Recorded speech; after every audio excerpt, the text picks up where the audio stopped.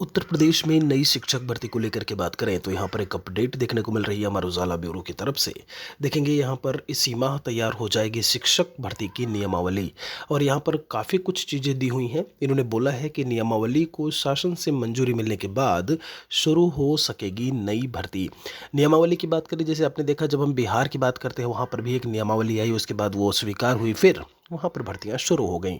यहाँ पर नई नियमावली इसलिए है, आपको भी पता है नया आयोग है और नया आयोग अभी वास्तविक पृष्ठभूमि पर आ रहा है। उसमें जब हम उप सचिव की बात करते हैं, अध्यक्ष की बात करते हैं, जो कर्मचारियों की बात करें तो उनका जब बात करें बैकग्राउंड में उनका काम चल रहा है, वह चुने जा रहे हैं, उनके लिए जो चयन प्रक्रिया है वह चल रही है।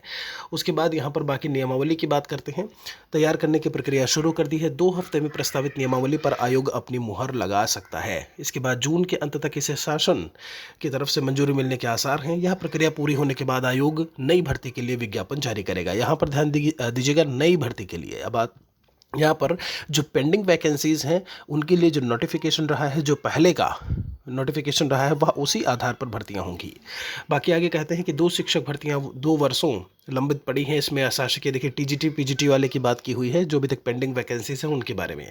हालांकि दोनों भर्तियों के विज्ञापन पुराने हैं, इसलिए उसे उसी के तहत कराने की तैयारी है। तो ऑब्वियसली नोटिफिकेशन उसमें नहीं चेंज होगा। जो चीज़ें बदलेंगी, नियमावली बदल करके फिर से नोटिफिकेशन जारी करना, वो आपको नए में ही देखने को मिलेगा, यानी नई शिक्षक भर्ती में देखने को मिलेगा।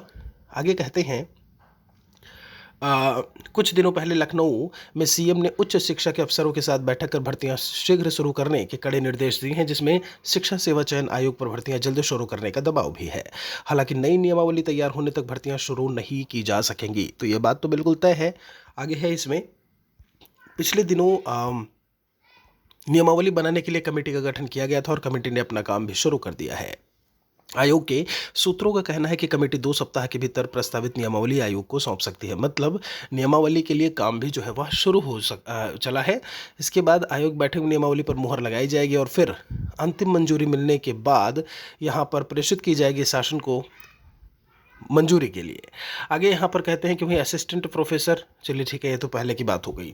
अब ये चीज़ें जो निकल करके सामने आ रही हैं, नियमावली मतलब किस नियम के तहत क्या कुछ नियम कानून होगा, आधार क्या होगा। जब हम चयन प्रक्रिया की बात करते हैं, एकेडमिक मेरिट वाली को लेकर के हम बात करें, रिटन एग्ज़ाम के बेस पर लेकर के बात करें, उसके बाद जो इंटरव्यू की एक मैंने बात की थी, तो इंटरव्यू जैसा कि मैंने उसी वीडियो में बोला था, जब मैंने बताया था कि आपका प्राथमिक शिक्षक भर्ती के लिए वो संभव नहीं है, मतलब उसमें बहुत कम संभावना है कि आपका जो है इंटरव्यू हो। दूसरी चीज़, जब हम एकेडमिक और रिटन एग्ज़ाम की बात करते हैं तो काफ़ी जो है कमेंट्स ऐसे में देखने को मिले कि सर एकेडमिक में चीज़ें किसी न किसी की बहुत ऐसे में जो गड़बड़ हो गई हैं, तो आधार जो होना चाहिए वो आपका लिखित परीक्षा, जो सुपरटेट की परीक्षा 150 नंबर का है, उसी के आधार पर चयन प्रक्रिया होनी चाहिए।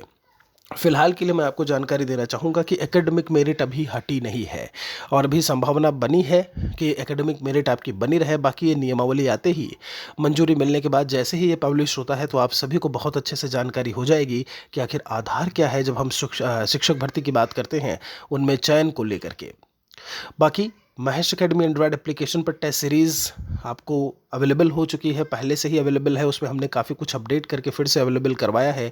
आप वहां पर जा करके देख सकते हैं। 600 से ज़्यादा टेस्ट आपको मिल जाएंगे। प्राथमिक शिक्षक भर्ती से संबंधित नोट्स भी वहां पर अवेलेबल हैं। एक बार वीडियो के डिस्क्रिप्शन को ज़रूर चेक करिएगा। एक और वीडियो के साथ में जल्दी मिलेंगे। जय हिंद, जय भारत, वंदे मातरम।